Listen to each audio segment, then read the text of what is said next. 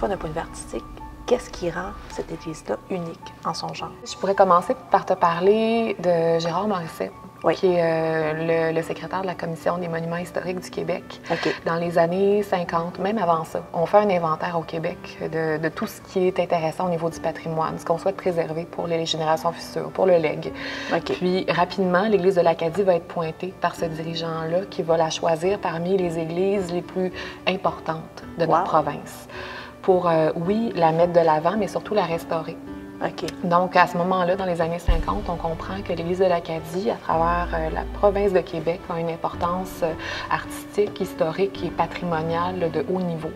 Puis, en 57, on va venir ajouter à ça une protection officielle du ministère de la Culture. Il y a une plaque à l'extérieur qui dit que dans cette année-là, l'Église va être reconnu comme un patrimoine de qualité exceptionnelle.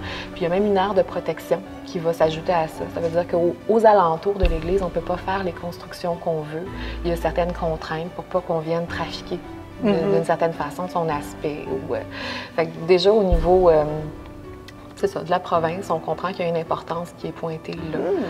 Puis si on s'attarde à son histoire artistique, je dirais que l'Église de l'Acadie, c'est comme une micro-histoire du Québec.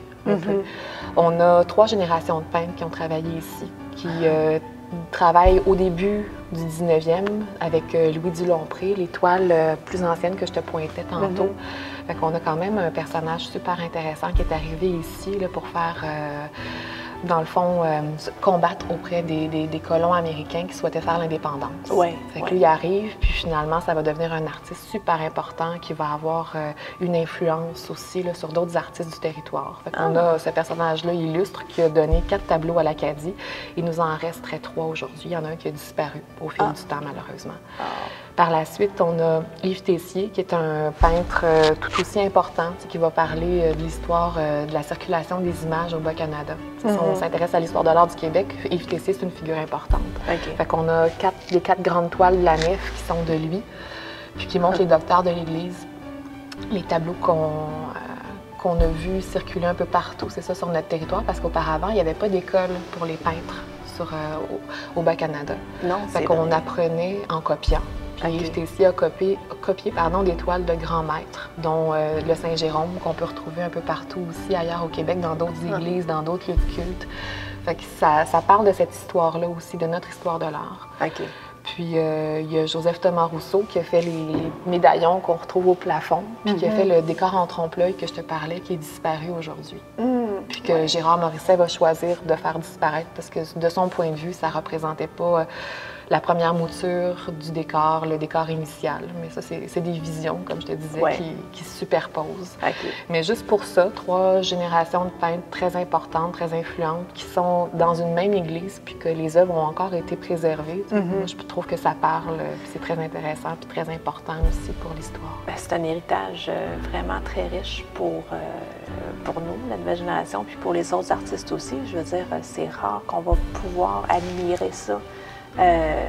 Bon, c'est pas dans un livre, mais encore vivant. Oui, c'est ça. Puis, tu sais, on parlait aussi des Finistérières, le père et le fils qui ont travaillé ici pendant 40 ans de leur vie.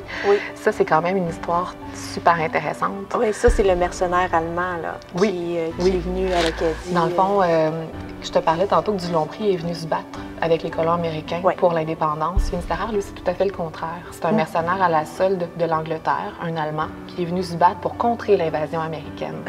Donc, les deux se retrouvent dans le même décor, puis ils se battaient sur des fronts opposés. C'est ça. Mais leurs œuvres cohabitent aujourd'hui. Fait qu'il y a quand même des idées comme ça là, de politique qui sont super importantes puis intéressantes. Finistérière, il va faire partie d'une cohorte assez importante de mercenaires. À ce moment-là, on ne fait pas tout à fait confiance aux gens du territoire pour défendre avec toutes les rébellions qu'il peut avoir, puis l'idée aussi des Britanniques versus les francophones.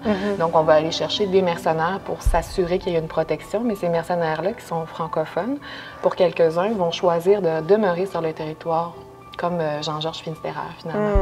Fait que lui, il va avoir quelques contrats à Saint-Jean-François-Régis pour l'Église, mais par la suite, à l'Acadie, il va avoir énormément de contrats qui vont s'échelonner dans le temps, puis il va même transmettre ses connaissances de sculpture, d'ornementation, de dorure à son fils, qui va poursuivre son travail à lui. Donc, on a un legs de connaissances artisanales d'un père à un fils.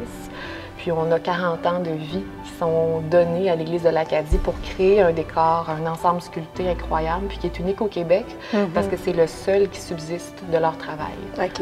Parce que Finistère va travailler, le fils va travailler à Saint-Luc, mais l'Église va brûler. Il va avoir Saint-Cyprien de la Pierreville aussi, à qui il va faire certaines œuvres, mais ça aussi, ça va brûler. OK. Donc, on a la chance d'avoir ça ici.